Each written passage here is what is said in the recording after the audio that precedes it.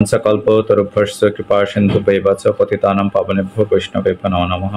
पंचतत्त्वात्मकम् कृष्णं भक्तरूपस्वरूपकम् भक्त अवतारम भक्ताख्यम नमामि भक्तशक्तिकामो नमो महावदन्नाय कृष्ण प्रेम प्रदायते कृष्णाय कृष्ण चैतन्य नाम्ने गौरतीशे नमः।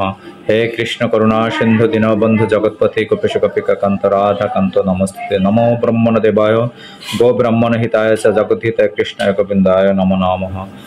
कृष्णाय वासुदेवाय देवकी नंदनाय च नंद गोपकुमाराय गोविंदाय नमो नमः। नमो पंकज नाभाय नमो पंकज मालिनी नमो पंकज नेत्राय नमस्ते पंकज अंघ्राय।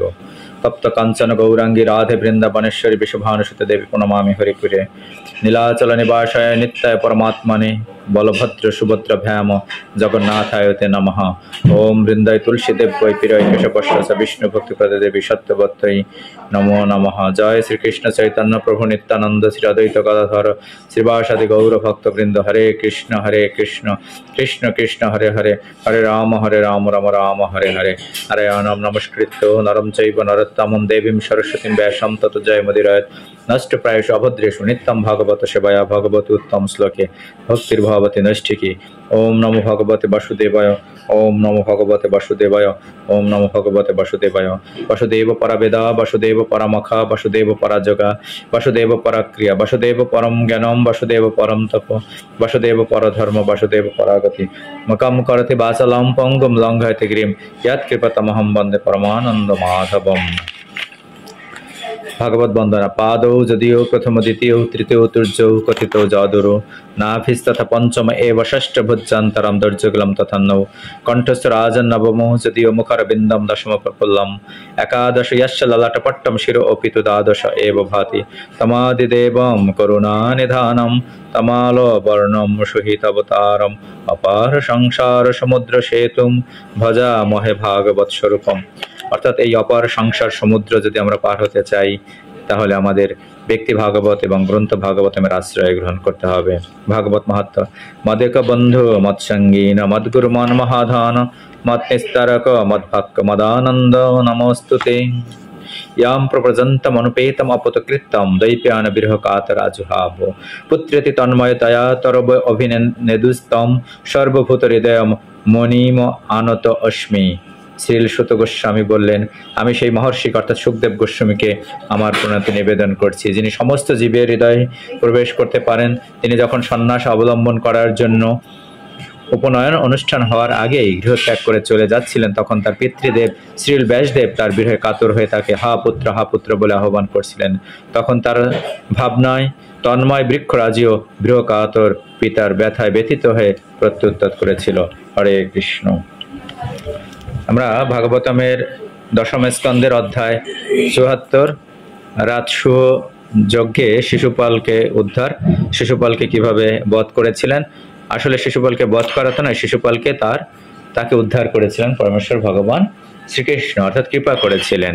অর্থাৎ তার ধামে, এটা শেষ করি নয় তো ৩০ নং শ্লোক পর্যন্ত পড়ছিলাম আমরা। অর্থাৎ শিশুপালকে বধ করে তাকে তার ধামে অর্থাৎ গোলক বৃন্দাবন ধামে অর্থাৎ বৈকুণ্ঠ লোকে তার, অর্থাৎ শিশুপাল কে ছিল যে পূর্ব জীবনে সে ছিল জয় এবং বিজয় ছিল, বৈকুণ্ঠ লোকের দ্বারপাল ছিল, ভগবানের দ্বারপাল ছিলেন জয় এবং বিজয়। এই জন্মে তারা কি হিসেবে জন্মগ্রহণ করলেন, অর্থাৎ শিশুপাল এবং দন্তবক্র।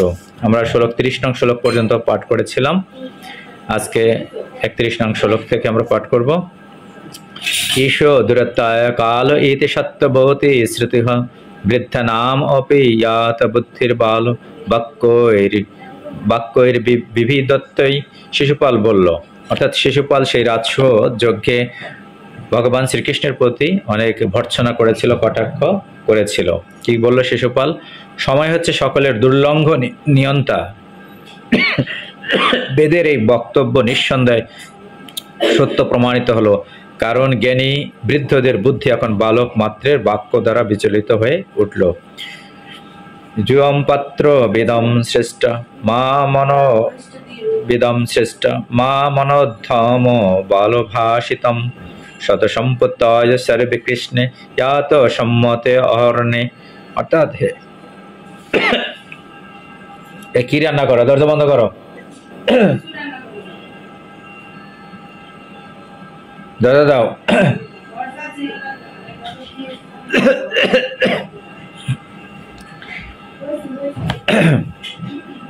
অনুশুয়া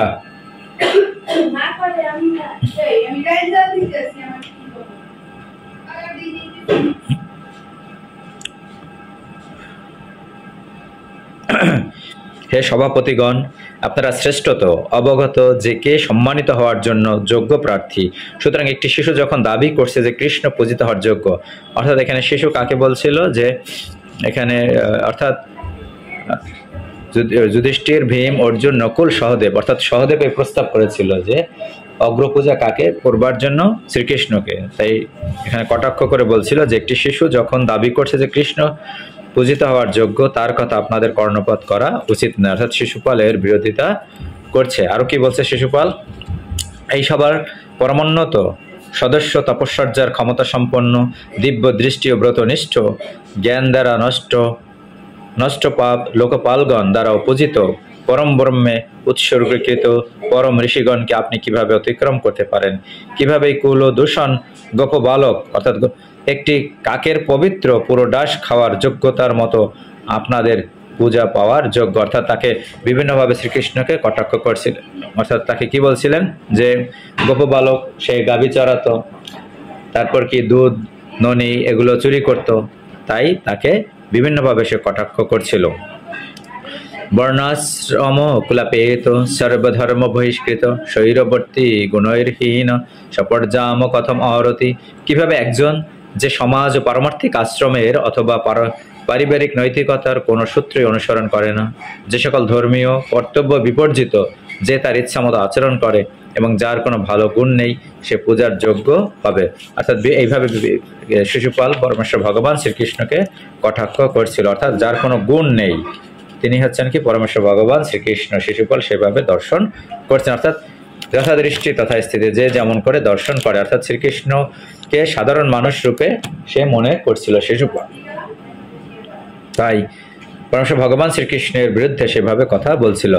যজাতি নৈশাম হি কুলম সপ্তম সদ্ভির বহিষ্কৃতম বিতপানরতম শস্যত সপর্যম কথমরতি।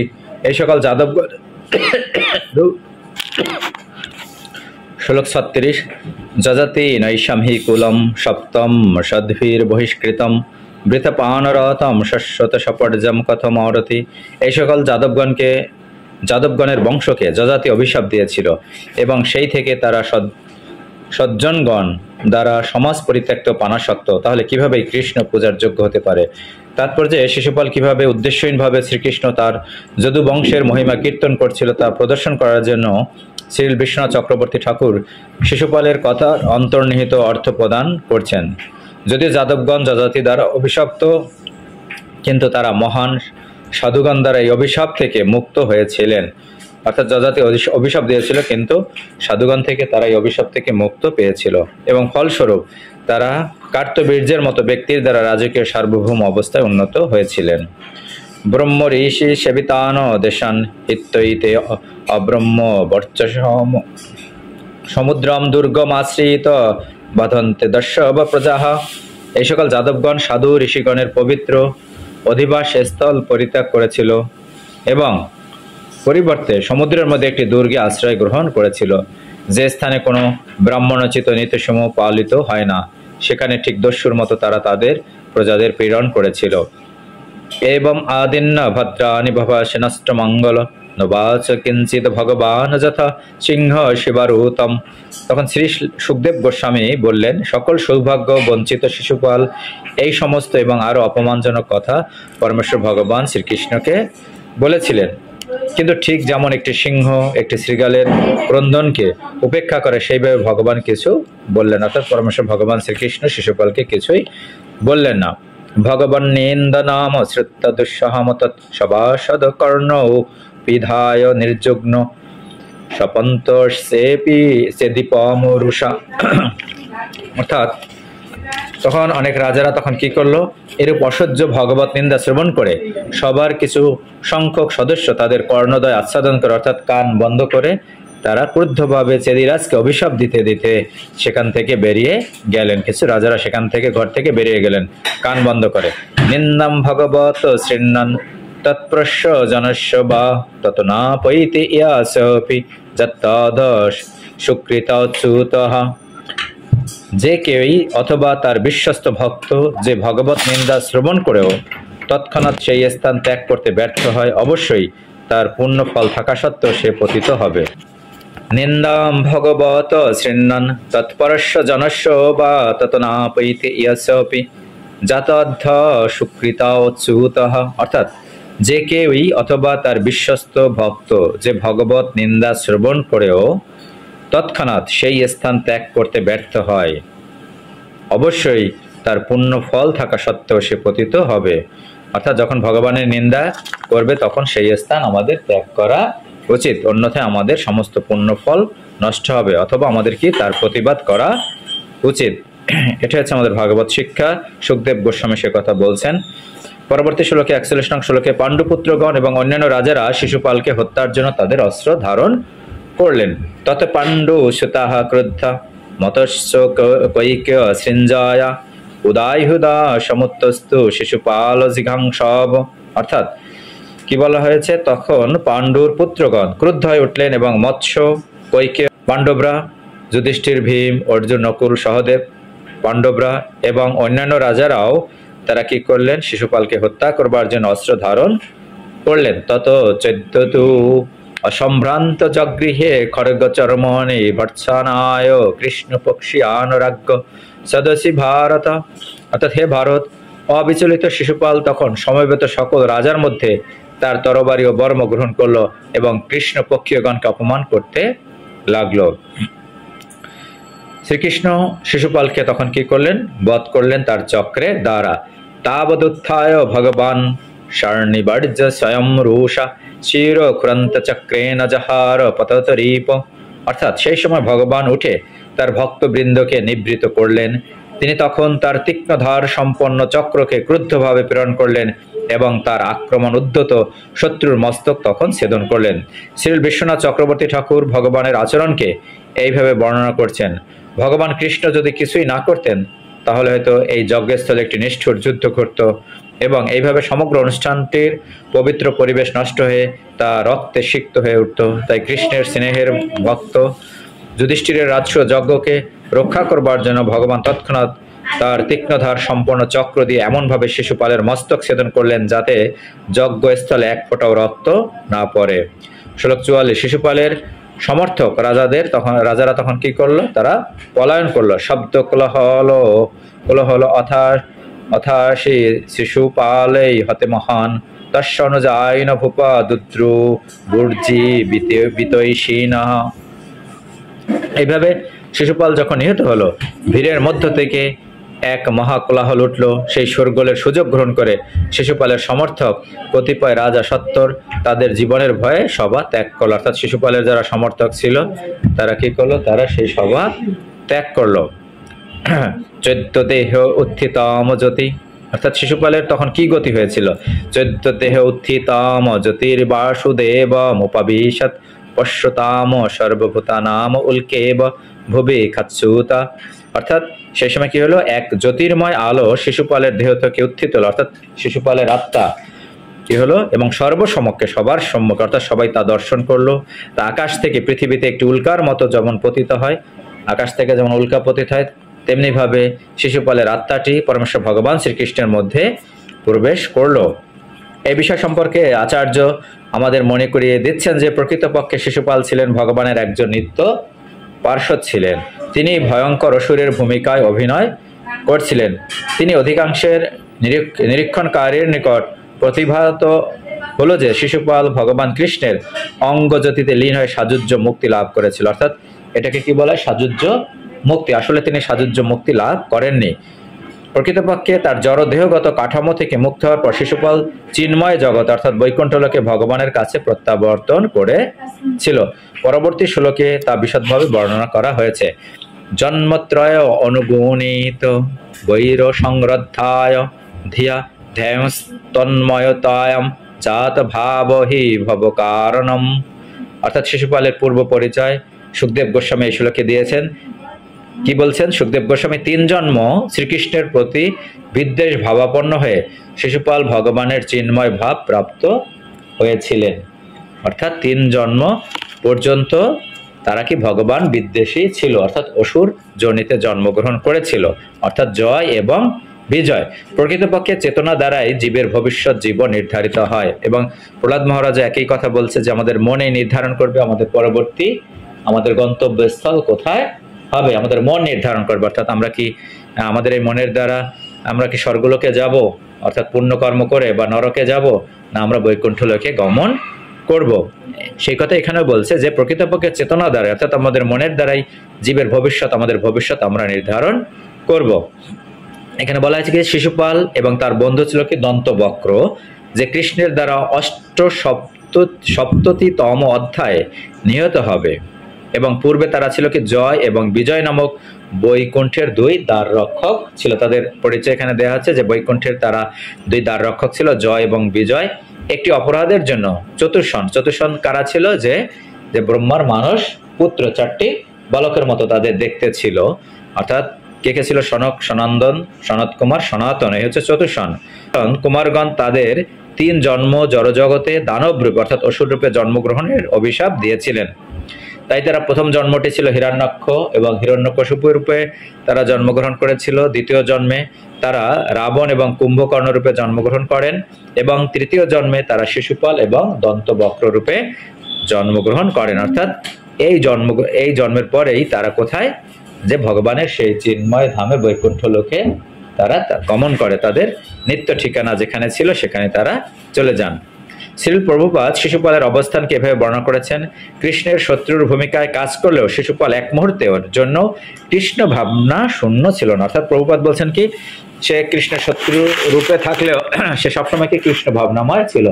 আমাদের মূল শিক্ষা কি? যে আমাদের সবসময় কৃষ্ণ ভাবনাময় থাকতে হবে, যে কৃষ্ণ স্মরণে থাকতে হবে, যেন মৃত্যুর সময় আমরা যেন কৃষ্ণকে স্মরণ করে জড়দেহ ত্যাগ করতে পারি। সেটাই হচ্ছে আমাদের মূল শিক্ষা।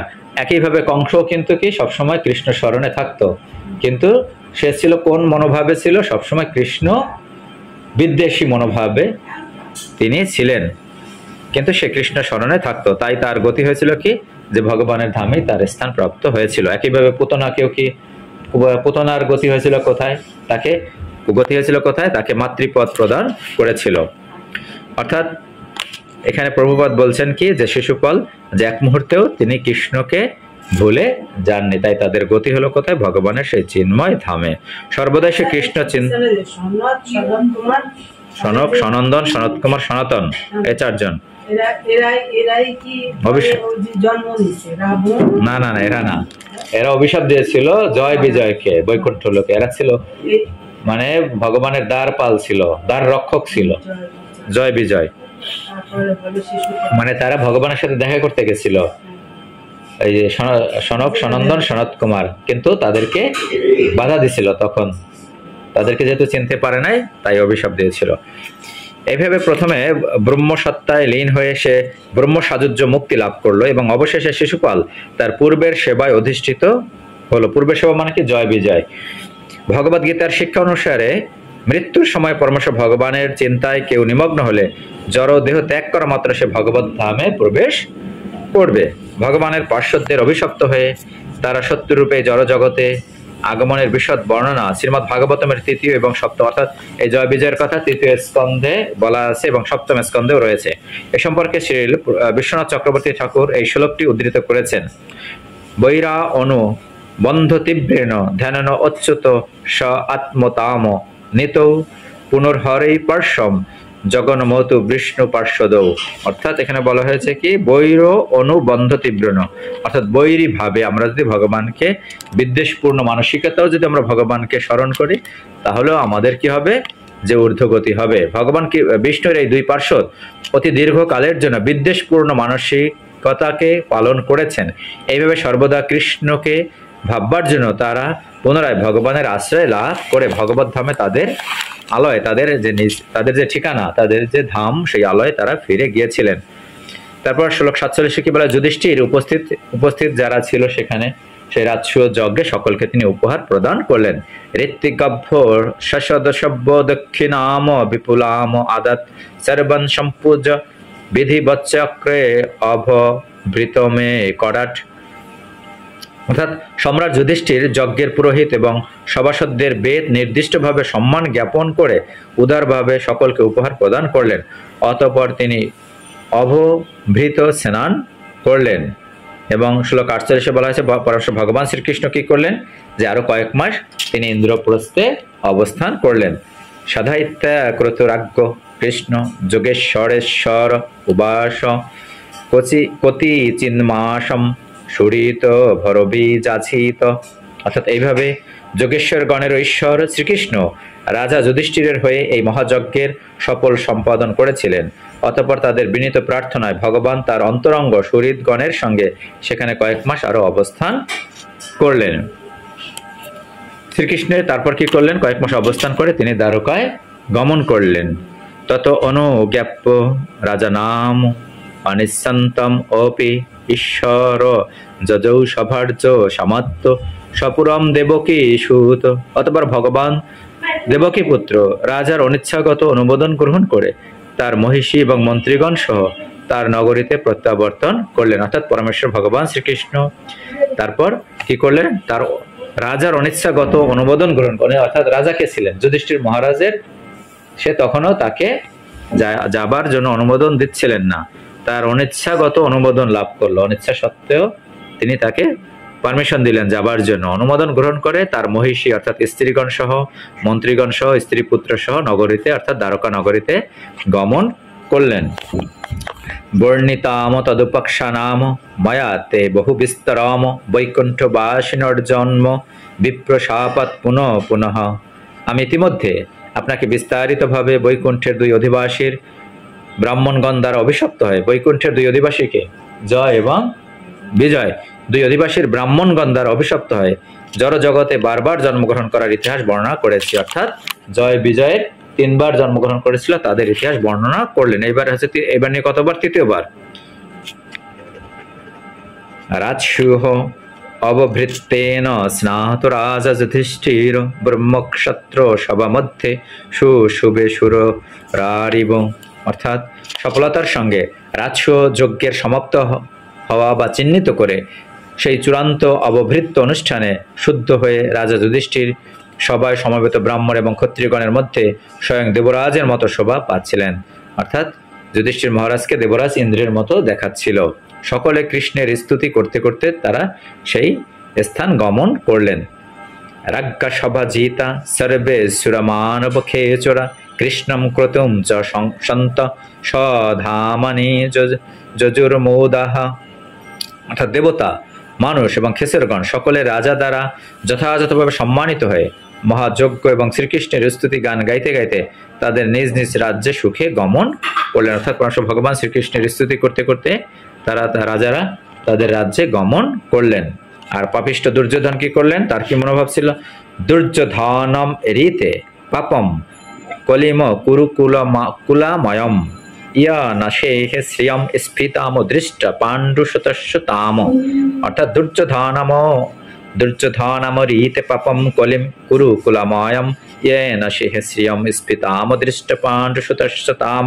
অর্থাৎ কলির বংশ সম্ভূত কুরু বংশের বেধি, তাকে কি হিসাবে সুখদেব গোস্বামী বলে, কুরু বংশের বেধি রোগ বেধি স্বরূপ পাপিষ্ঠ দুর্যোধন ব্যতীত সকলেই সন্তুষ্ট ছিল। সে পাণ্ডুপুত্রের ঐশ্বর্যের সমৃদ্ধি দর্শন করে সহ্য করতে পারল না। অর্থাৎ এই যে পাণ্ডুপুত্রদের তাদের ঐশ্বর্য দর্শন করে সে সেটা সহ্য করতে পারল না। শ্রীল প্রভুপাদ লিখছেন, দুর্যোধন তার পাপময় জীবনের জন্য স্বভাবে ছিল অত্যন্ত ঈর্ষাপরায়ণ এবং সমগ্র পরিবারকে ধ্বংস করবার উদ্দেশ্যে মূর্তিমান দুরারোগ্য ব্যাধিরূপে সে কুরু বংশে আবির্ভূত হয়েছিল। শ্রীধর স্বামী উল্লেখ করেছেন, দুর্যোধন বিশুদ্ধ ধর্মীয় নীতিসমূহকে ঘৃণা করত। শ্লোক 54, শেষ শ্লোক এই অধ্যায়ের আমরা সবাই একটু পাঠ করি, হাত জোড় করি। ওম নমো ভগবতে বাসুদেবায়, ওম নমো ভগবতে বাসুদেবায়। ইয়া এদম কীর্তয়েত বিষ্ণু কর্ম 14 বধ आदिकं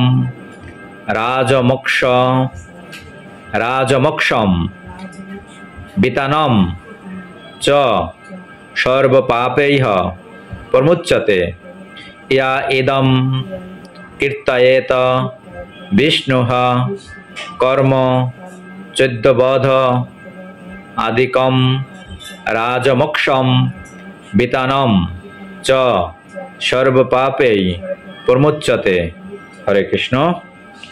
ইয়া মানে যিনি ইদম এই সকল কীর্তয়ত কীর্তন করেন বিষ্ণু শ্রী বিষ্ণুর কর্ম অর্থাৎ কার্যসমূহ 14 বদ শিশুপালের নিধন আদিকম এবং প্রভৃতি এবং অন্যান্য কিছু রাজ অর্থাৎ রাজাদের মোক্ষম মোক্ষ বিতানম যজ্ঞ চ এবং সর্ব সকল প্রাপ ওই পাপের ফল প্রমোচ্যতে তিনি মুক্ত হন।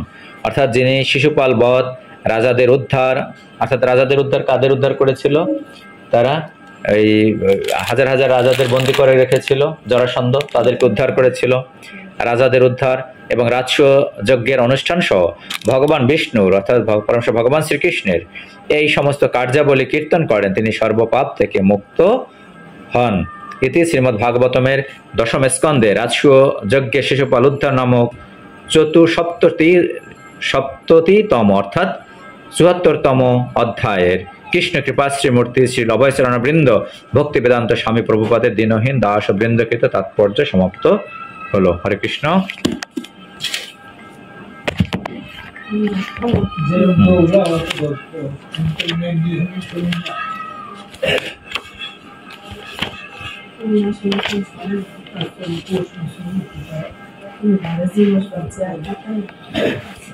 ओम जदक्षरं परिभष्टं मात्रहीनं च यद्भावेत् पूर्णं भवतु तत्सर्वं तत्प्रसादात् सुरेश्वर।